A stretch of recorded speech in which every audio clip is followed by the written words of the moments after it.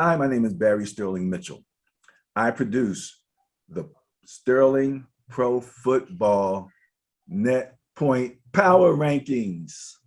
Damn, that's a mouthful, isn't it? And the Pro Football Bias Plus reports. I just got pro football all in it now, Benny. What can I tell you? You know, That's cool. That's what it is, bro. That's what it is. I wondered if people knew. And I said, hey, the Bias Plus reports, if they had any clue it was about football at one point, you know. So, anywho, this is Ben and Barry on football. Thank you after that long, illustrious introduction. This is Ben Dickerson. I'm your co-host. I'm going to be recapping week 7, along with going into the power rankings. I think I have some notes here in reference to the NFL Network power rankings, so we can do a little quick comparison, at least with the top 10. And we'll talk about the Bias Plus reports as well. So let's get it going. Okay, you're up first.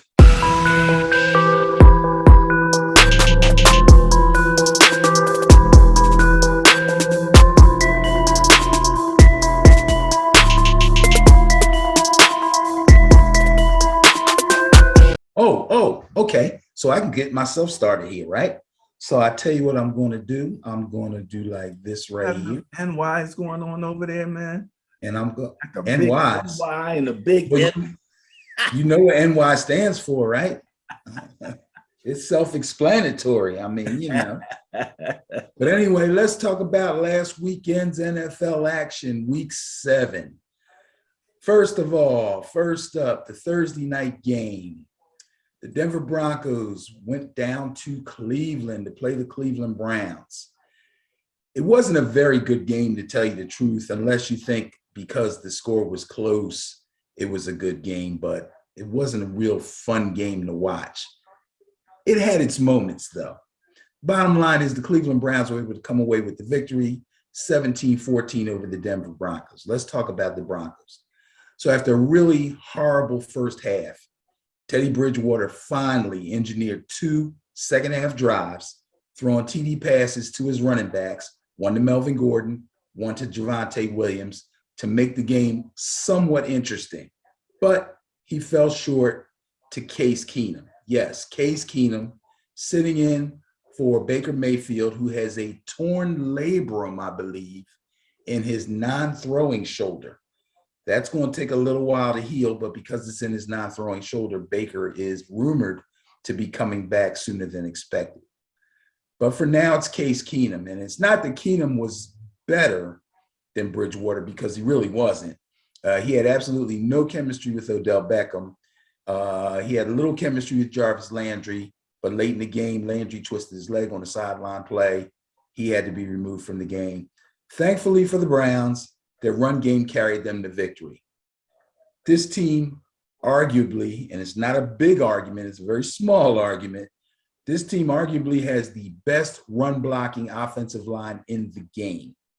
In my opinion, I believe that they do. However, both Nick Chubb and Kareem Hunt were out with injury, but because the line is so good, number 3 running back, D'Ernest Johnson, was promoted, started, had a tremendous game. He carried the ball 22 times for 146 yards and a touchdown.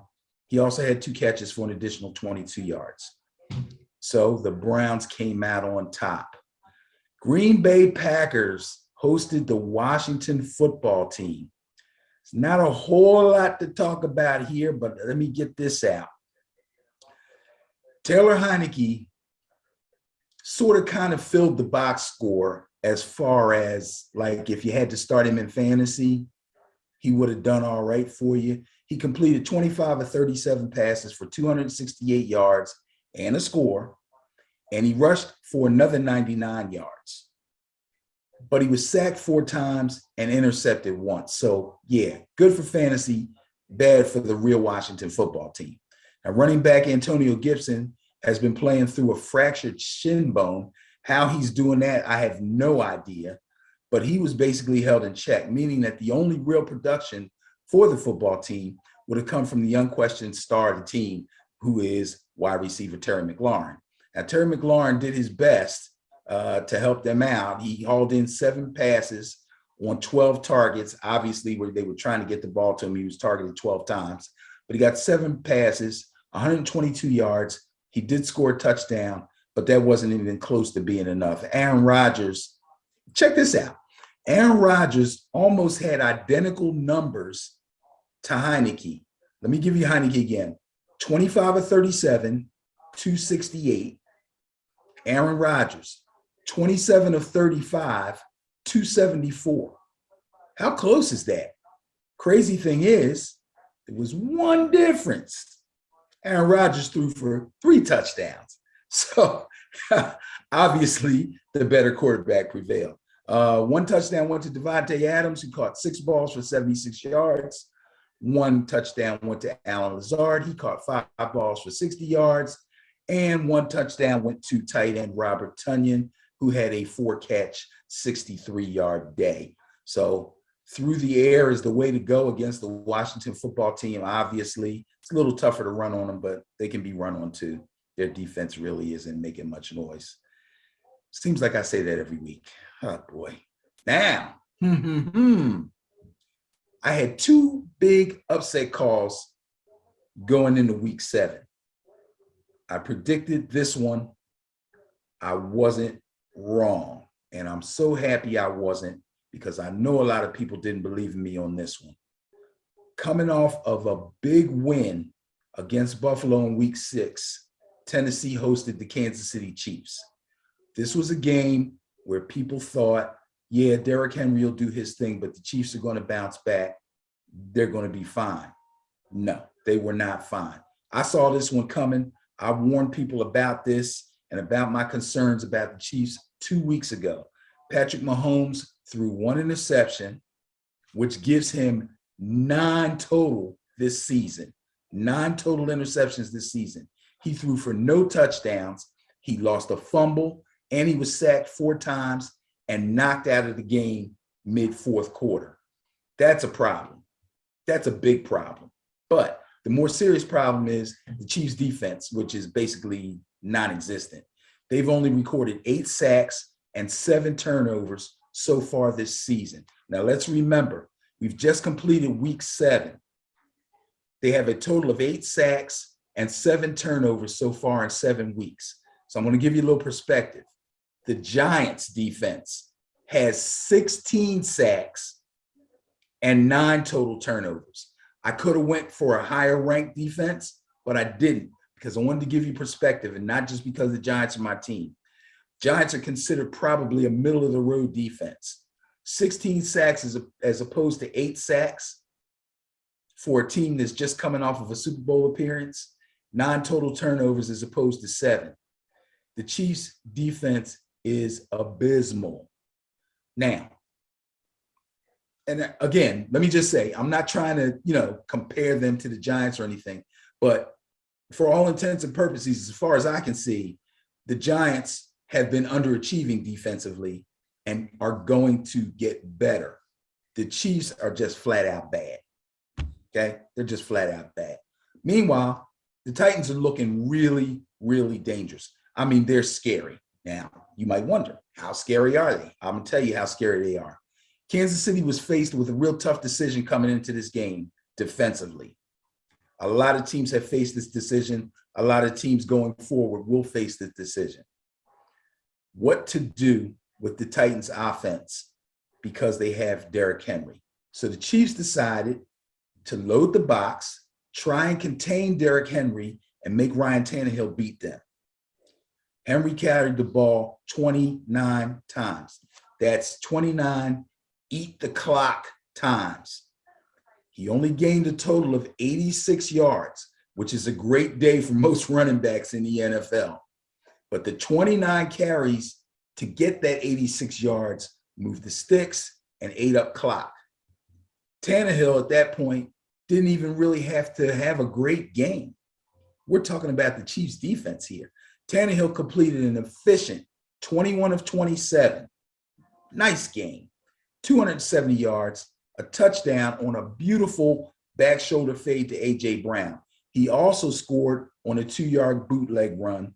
The other scores came on a pass by Derrick Henry. That was early in the game. Almost looked like a jump pass. Fake the run, jump pass, and two field goals by a field goal kicker. We don't talk about field goal kickers a lot unless they mess up. Randy Bullock kicked 2 field goals. Notably, one of them was a 51-yarder. So that meant a lot. I want to only interject this one time. Yes. That on that jump pass by Derrick Henry. Yes. On one of the replays, the commentator noted that the quarterback, right? Tannehill. Huh? Tannehill in the play was the ball was thrown like to the right. Tannehill was on the left, and there was absolutely nobody near him. Anywhere near him. Yeah. And a lot of times when these teams come out of the huddle and it's very short yardage or a goal line play, by the time the team figures out that they're lined up in the wildcat, the quarterback is lined up either wide left or wide right. And at that point, it's like, do I cover this guy or do I load the box for what normally is going to be a power run? So it puts teams in a real bad position. But either way, it's a well-designed play, worked to perfection. Great job by the Titans. Moving on to the next game, the Miami Dolphins played host to the Atlanta Falcons. I believe I called this game too. Yeah, I did. I know this is crazy. So with whispers of Deshaun Watson ringing in his ears, Miami quarterback Tua Tagovailoa has had 2 really big games since coming back off of IR. Unfortunately, this one, just like the week before, ended in a loss. Now listen to his numbers. He completed 32 of 40 passes for 291 yards and 4 touchdowns. 4 touchdowns. Here's the rub though. Most of his yardage was on dinks and dunks, with his longest throw actually only going for 27 yards.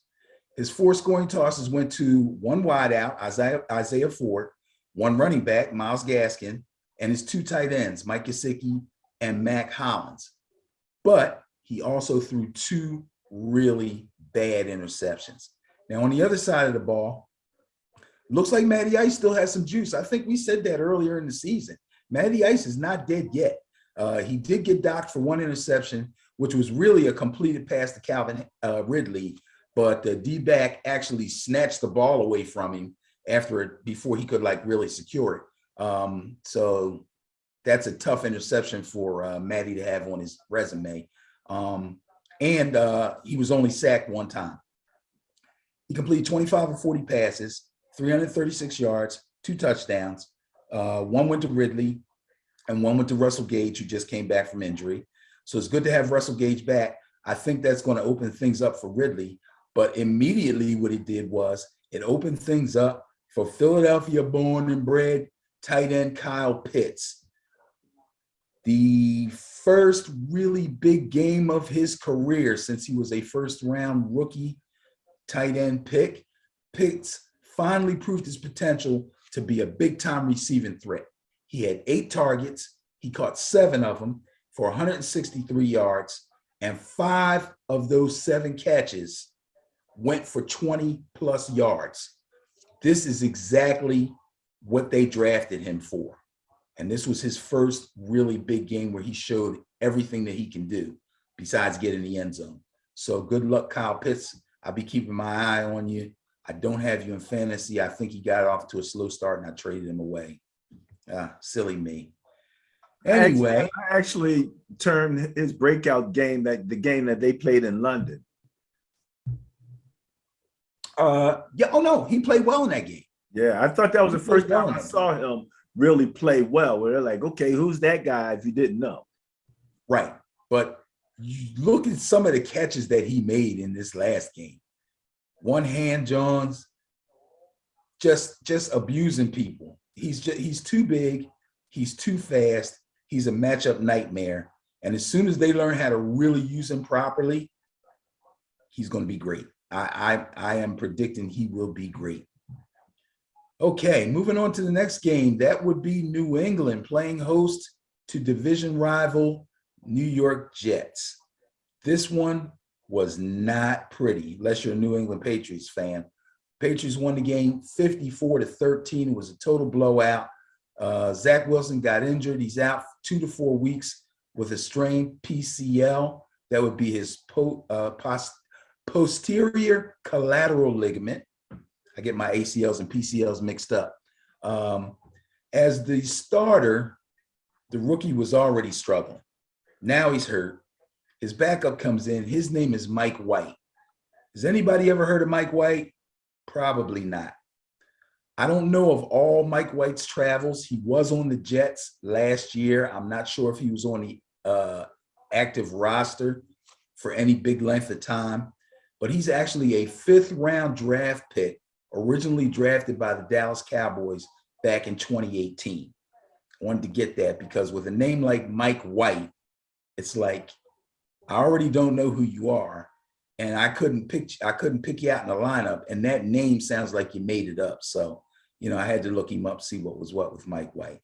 So Sunday was his first appearance in an NFL regular season game, and obviously things didn't go very well for him. He threw a touchdown pass, good for him. Then he followed that up with 2 interceptions. So much for Mike White. Meanwhile, the Patriots, who beat the Jets 25-6 in week 2, completely destroyed them this time. Quarterback Mac Jones, old Mac and Cheese, looked good, put together a solid performance. He threw for 307 yards and 2 touchdowns and no turnovers. Very good. He was able to take a seat in the 4th quarter and let his backup, Brian Hoyer, do some mop-up duty. Wow, this is crazy. I don't have all the numbers and all the statistics, but Mac Jones right now is the best rookie quarterback playing right now from this draft class, without a doubt. I don't care what you check, what numbers you look at. Mac Jones is having the best season to date than any other quarterback in this draft class. Now, that being said, running back Damian Harris, who I thought was left for dead early in the season, has had a resurgence. He's put 2 strong games together. In this game, he ran for 106 yards on 14 carries, and he scored 2 touchdowns. So big deal for Damian Harris. If you dropped him in fantasy, you need to scoop him back up. He is a running back that can put up some numbers for you in the right situations. Moving on to the next game, my New York Giants played host to the reeling Carolina Panthers. And I'm going to say the reeling Carolina Panthers, although I know their defense is not necessarily a pushover, but you have to play somewhat well on both sides of the ball, or one side will affect the other. And I think that's what's happening to Carolina. After they won their first 3 games pretty impressively, and in their 4th game, they had a real war with Dallas. Although they lost it, it was a really, really tight game. That was in week 4. Now it seems like the Panthers have just basically shot their load. They got nothing left. Not only have they lost their last 3 games, but they've looked really bad doing it. And Sam Darnold has looked worse than anybody else on the team. The Giants defense sacked him 4 times. He threw 1 interception, but he was inaccurate for 3 quarters. And even some of his completed passes were real tough throws, tough off target catches. That's what I was trying to say. He eventually got benched in the 4th quarter. So, nothing much to see there. Now, let me talk about my team. This was our 2nd win of the season. Hopefully there will be a few more. I told you last week that there was, and I quote myself, no doubt in my mind that the Giants will win this game. I believe you laughed at me and referenced some silly song, okay? But guess what? They pulled it off. First of all, Danny Dimes was sacked twice but he committed no turnovers. He completed 23 of 33, not bad. 203 yards, not bad. Threw for 1 touchdown, and he wasn't really called on to do much more because the Panthers offense could never really, pose a threat. So it wasn't that big of a deal. He did, however, make a one-handed catch on a trick play that kind of has some memes going up, at least amongst Giants fans, because it sort of kind of looks like Odell's big falling backwards one-hand catch that he made when he was with the Giants way back in the day, it seems like. Anyway, Devontae Booker's been doing a good job replacing Saquon. He had another nice game. He had 16 yards and a touchdown on 14 carries. And Darius Slayton and Dante Pettis are taking care of most of the wide receiver duties.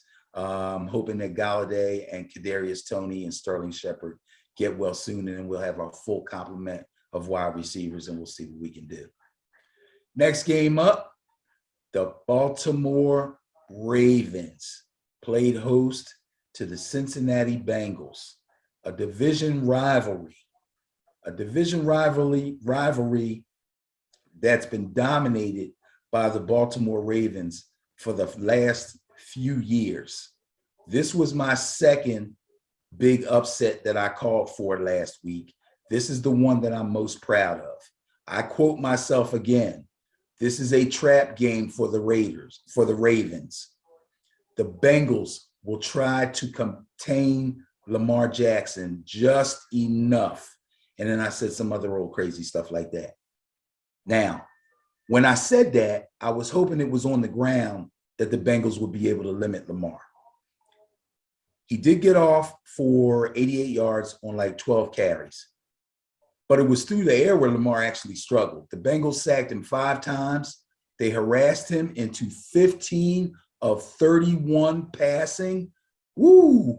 That we were just commending him on how well he was throwing the ball. He threw for very manageable for the Bengals, 257 yards through the air.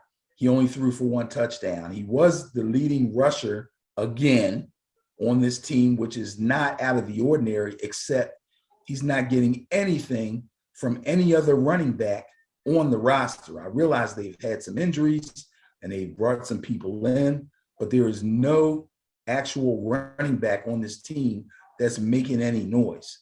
When your quarterback is consistently not only your leading rusher every week, but basically your only real rusher every week, that's a problem. Just when I thought the Ravens were starting to get it together, these kind of things are showing up. They need to get that fixed.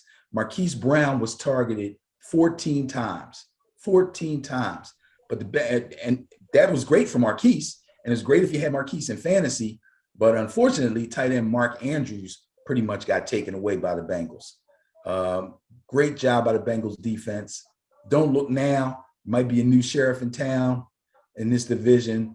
This was a signature division win for the young Bengals, and especially for Joe Burrow. Their offense seems to be opening up a little bit more each week, and they are well prepared on both sides of the ball. They just look like a really well-prepared team when I watch them. That's a testament to their head coach, Zach Taylor. They went into a very hostile environment in Baltimore. It was really loud. Got a bug flying in here. Looks like a gnat or something. It was extremely loud. Burrow used the silent snap count for most of the game and basically went to work and carved up the Ravens secondary. It was really a work of art. 416 yards and 3 touchdowns on 23 of 38 passing. Jamar Chase exploded for 201 yards. He caught a touchdown pass, and he caught 8 out of 10 balls altogether. T. Higgins saw 15 targets and pulled in 7 of them for another 65 yards. At the way they were running roughshod over the Ravens secondary, there really wasn't much for Joe Mixon to do. I'm not sure. I don't even think I put down his total numbers, but I do remember he had a real nice run. He had a 21-yard breakaway run for a touchdown. That was midway through the fourth quarter. That pretty much let the Ravens know that they were completely overmatched. Now, the next game was the Philadelphia Eagles, who took a trip out to Las Vegas to play the Raiders. I was listening to talk radio all week long. They were chartering flights out to Vegas and making all kinds of plans and going to shows and making a whole weekend of it, supposedly to culminate with an Eagles victory. But it didn't quite work out that way. The score was 33-22.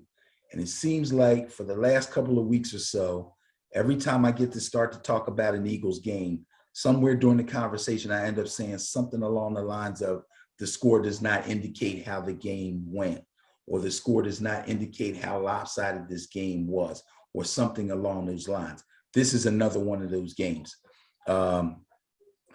with one touchdown on the Eagles' opening drive, and then his second touchdown with only 4 minutes left in the game.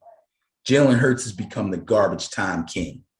The garbage time king. Again, great for fantasy if you got to start him, but not good for the Eagles. With all his troubles passing the ball, the only thing keeping him relevant is his work on the ground. He's not even worth wasting time talking about right now. I'm telling you, if you're a Philadelphia Eagles fan, don't look at me as a hater. Don't see my New York Giants stuff and say, oh, you're just, no. I'm talking facts. And I know I'm talking facts because I'm repeating some of the things that I see you guys say on Instagram and on Facebook. So stop with the nonsense. It is what it is. Now, how about them Raiders? 5-2 and winning lately in dominant fashion. Derek Carr is playing like he has been unshackled and given full control of the playbook. He was a blistering 31 of 34 for 323 yards, 2 touchdowns. His lone turnover was an interception that actually went off the receiver's hands. So it looked like a good pass to me. Guy dropped it. Even with target magnet Darren Waller not in the game, out with an injury, Carr was nearly flawless with a 91% completion percentage. Josh Jacobs ran 6 times for 29 yards and scored a touchdown, as well as catching 3 passes for 39 yards before he had to leave the game with an injury. I think he's got a chest injury. I don't think it's really, really bad. Kenyon Drake, who somehow didn't fit in to John Gruden's schemes, has thrived since Gruden's been gone. He's played well, alternating with Jacobs and filling in for him. And in this one, he stepped up with 14 carries for 69 yards and a touchdown. Next up, the LA Rams played host to the Detroit Lions. I saw this one coming. In my mind, I'm like, I'm yawning. They're trying to hype it up and say it's a revenge game for Stafford, revenge game for Goff. Come on, man. Not even. It didn't. I couldn't believe it would live up to any of that hype. But,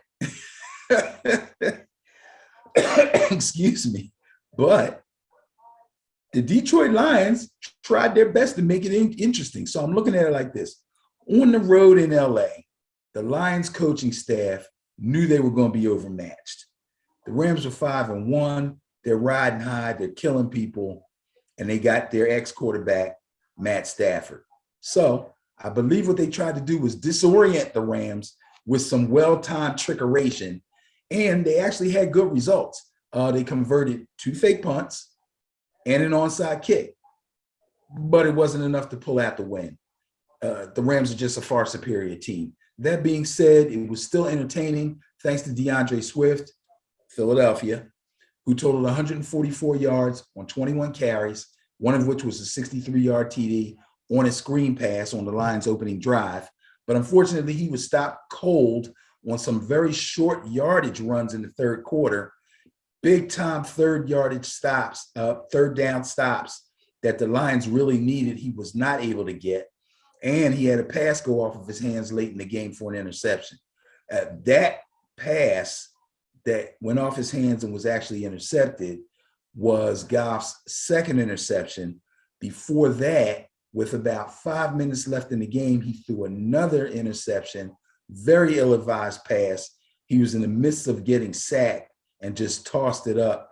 And if in fact they had converted after, and it was a long drive too, before he threw that pick, if they had converted on that series, they would have actually taken the lead in this game. So it ended up being an extremely entertaining game, although I never doubted the end result.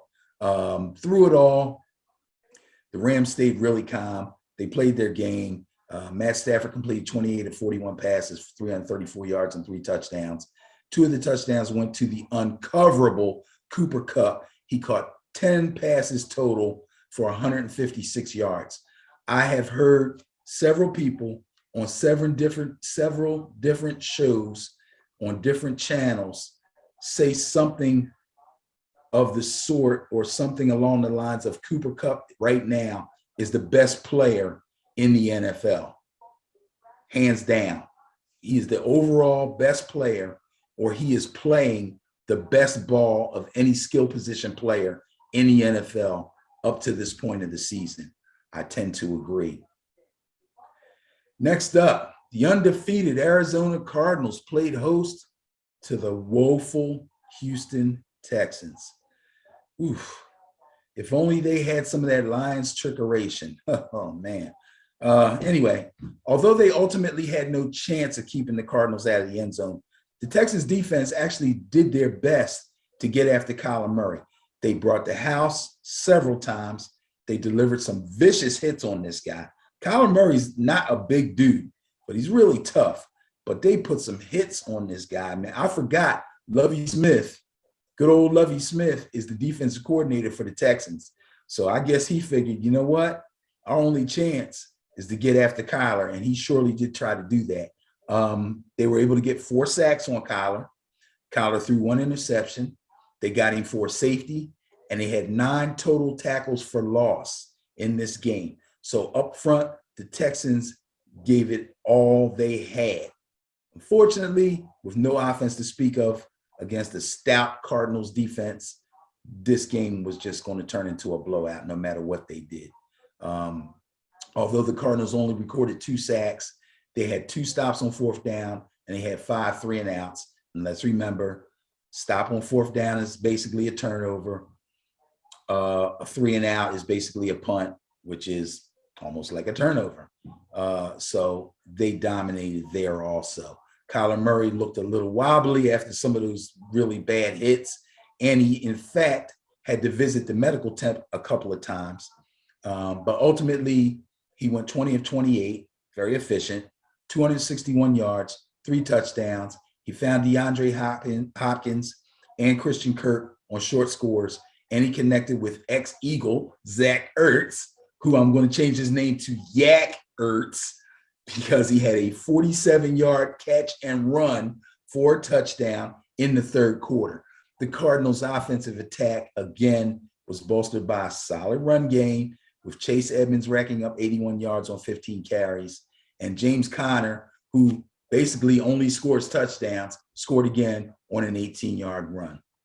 Great job by the Cardinals. They are still undefeated, and they are in your division, and they're looking real dangerous, my brother, real dangerous. Next game up, the Tampa Bay Buccaneers played host to the Chicago Bears. Now, I got some info for you on Justin Fields. I'm going to go through it real quick, but I'm sure you will love this because we've been talking about analytics in our spare time. I'm not saying this is analytic stuff. I'm just going to throw this out here at you. When I saw this, I just shook my head. Justin Fields has a passer rating of 99 on play action passes. He has a 49.7 passer rating on straight dropbacks. His completion percentage and yards per attempt are also higher when using play action as opposed to dropping straight back. Yet, the coaching staff for the Chicago Bears continue to dial up drop back pass plays. It's crazy. It's insane.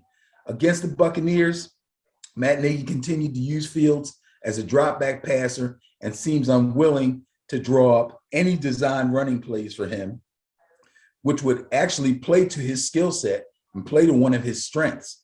But they don't have any design runs for him, and he used very little play action. And the crazy thing is, we say it doesn't make sense to run play action if you don't have a run game, but the Bears, in fact, do have some semblance of a run game.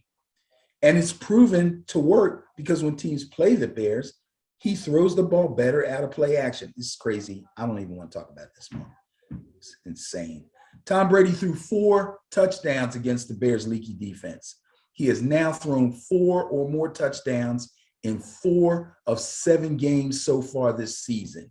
The GOAT is still the GOAT. This game actually could have been worse.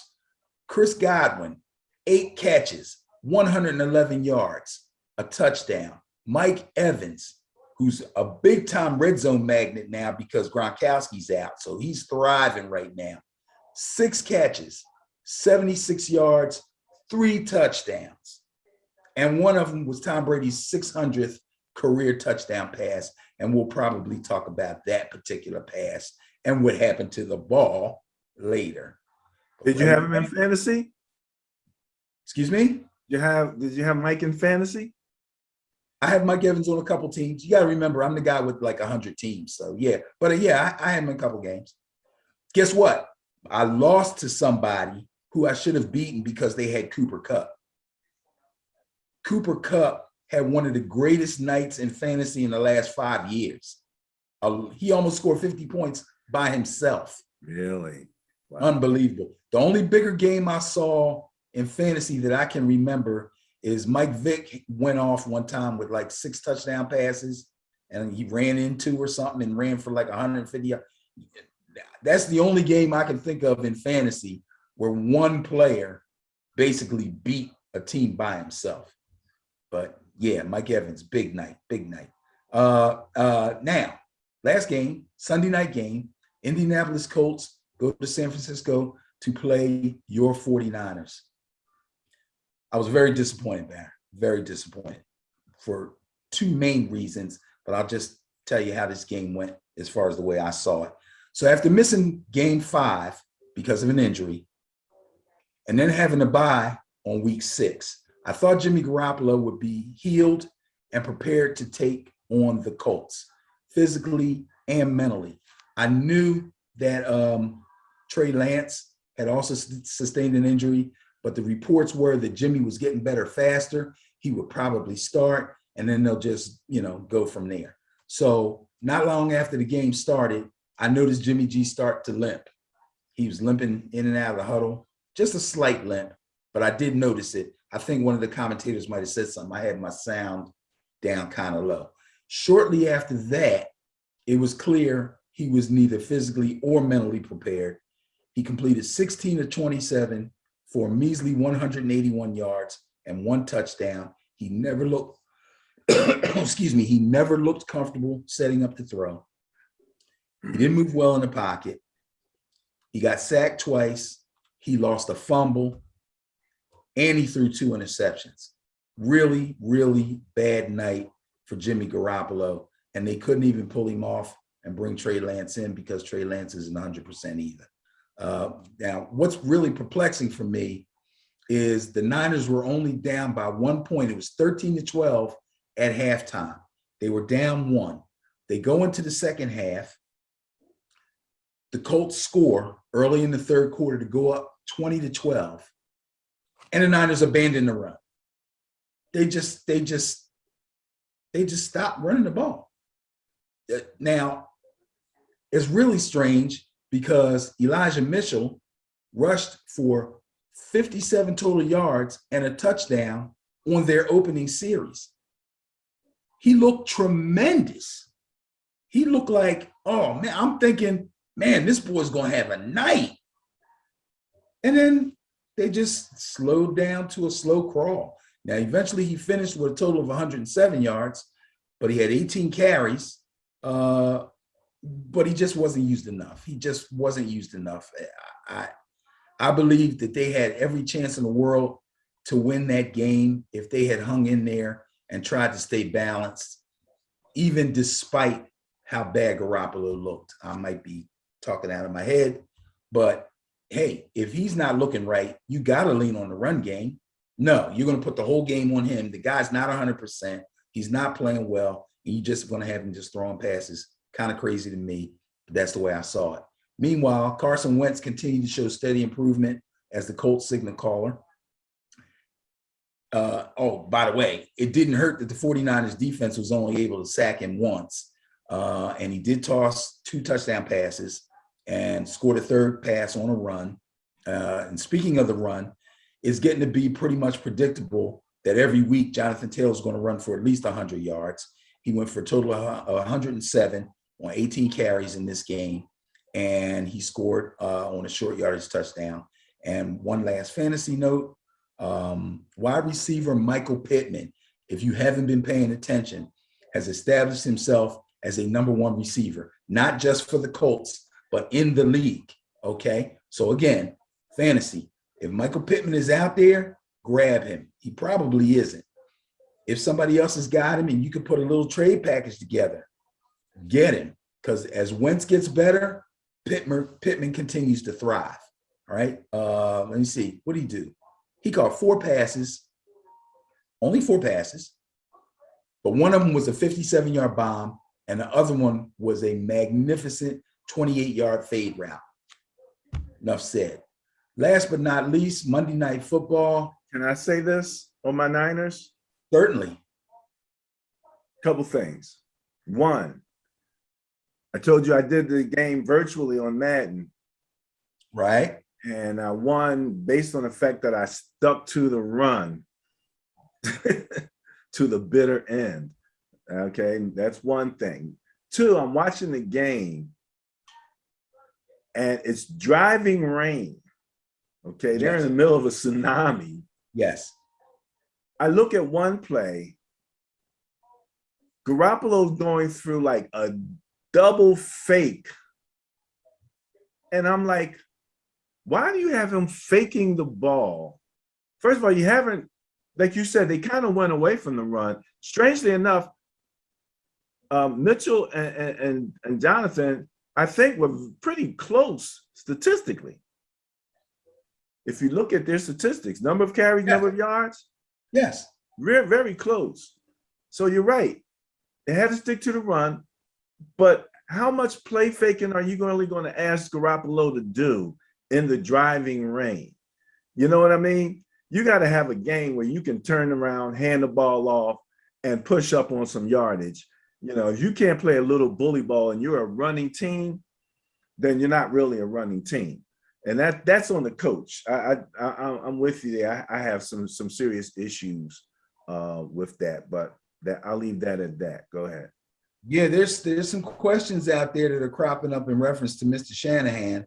I don't know how serious it's going to get, but I want to check something real fast because I think I did something really, really crazy here. I'll mention one thing while you do that checking. Yes, and we're talking about the Bears, and I heard the exact same stat that you heard about the success rate on play action versus straight back. Mm-hmm. And I find that so interesting because I think I had mentioned previously when we were talking about Lamar how much better he was doing on straight drops. Mm-hmm. But it depends on what their focus is, because so often I keep saying them, the straight drop is there, but you got to get it out on like the 3rd step. Like, you know, are you telling me Justin Fields can't throw a quick slant? He can't throw a button hook or a quick out or a quick in? You know, you got, those are things that get you 5 yards quick.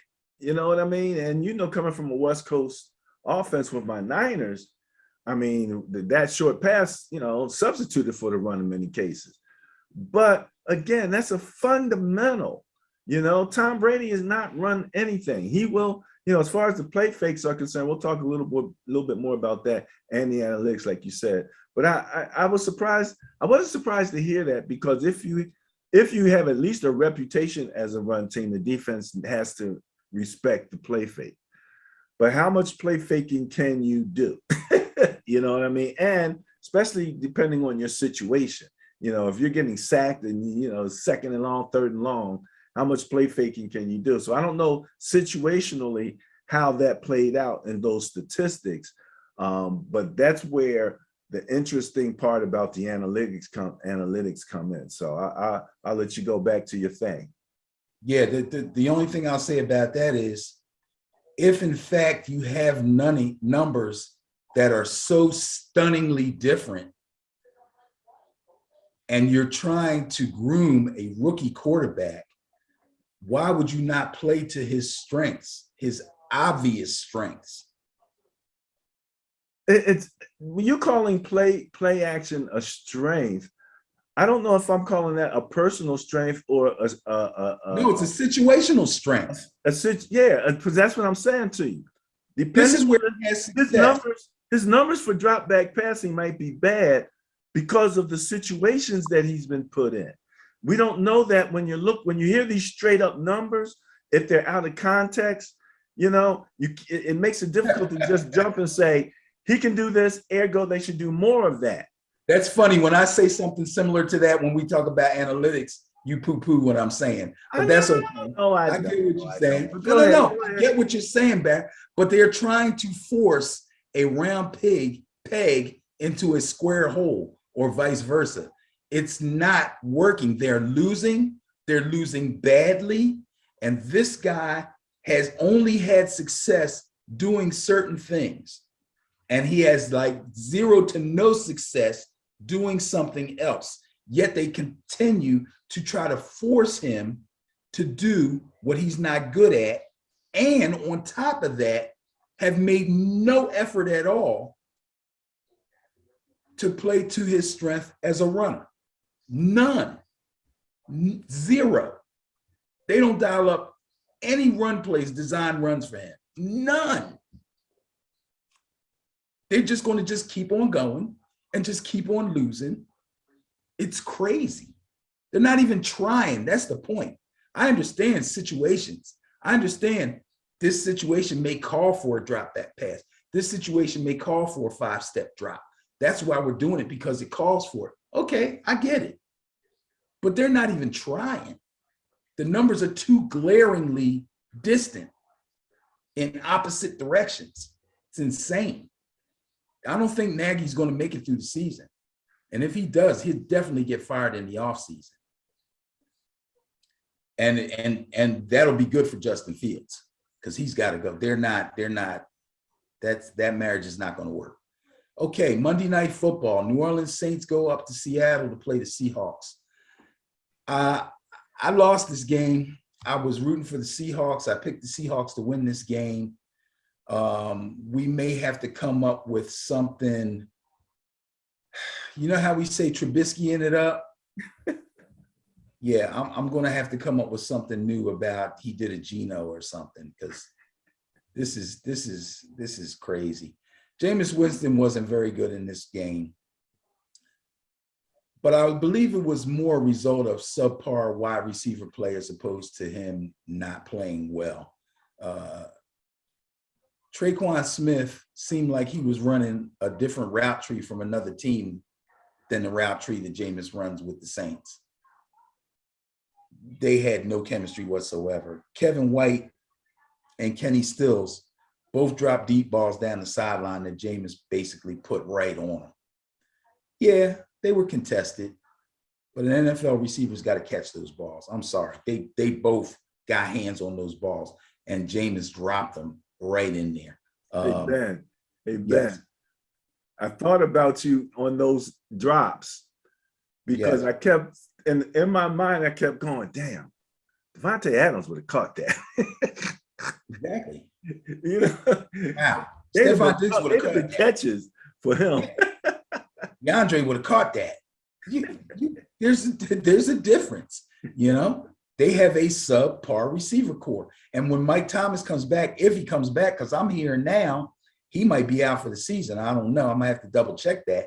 But again, poor Jameis, he finally gets on a team where he's got a coach who can really, really help him display his talents in a positive manner. And they don't have a receiving core that's worthy of working with him. I just hope that he's able to stay there, sign a long-term contract, and really prove himself to be the type of NFL quarterback that I expected him to be all along. But right now, he's hurting. So what do you do when guys are dropping balls on you and you can't complete passes because the receivers are running left when you're trying to throw it to the right? You start running. He broke off 8 runs for 40 yards. And I can't remember the last time Jameis Winston had 40 yards rushing in a game. And at that point, he went almost exclusively to the most trusty guy on that team, and that's Alvin Kamara. Kamara caught 10 of Winston's 19 completions. He went for 128 yards. He scored a touchdown. He also rushed the ball 20 times for an additional 51 yards.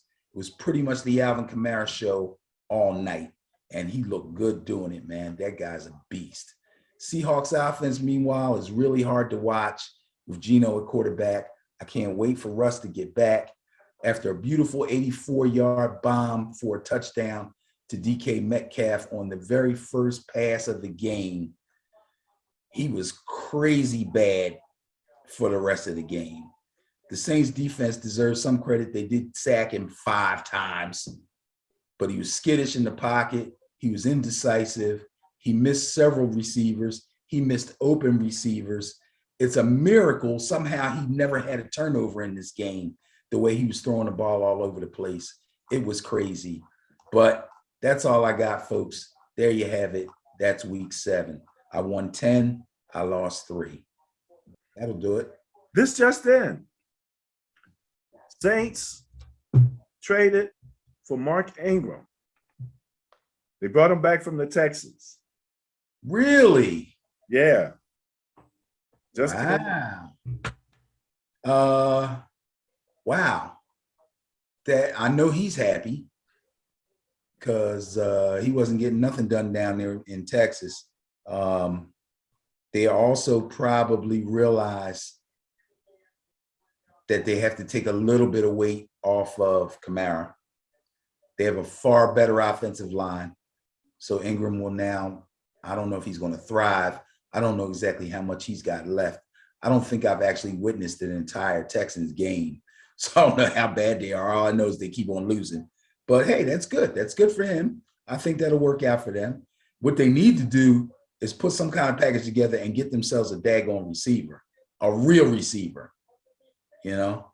And when I took that little pause to look something up, I wanted to make sure you said that Elijah Mitchell and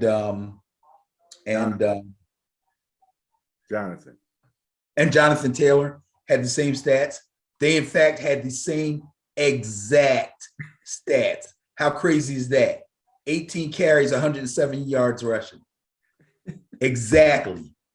That's crazy. Yeah. Thing is, for us, we needed to have Jonathan Mitchell at an extra 30 to 40 yards. You know what I mean? And that focus of the type of run. But hey, man, great job. So that wraps up, was that week 7? Yes, sir. Now, coming up would be week 8. If we were in a 16-game season, we'd be about at the finish of the first half. That is correct. 17-game season on an 18-week season. So I'll just leave it alone. I guess 9 is the number here as far as weeks are concerned. We'll have to go by weeks now. We'll say we're halfway through the season at end of 9 games. So we'll look at it like that. All right. Thank you very much, Mr. Dickerson, for the Dickerson Report. Next up, the Sterling Pro Football Net Point Power Rankings for week 7.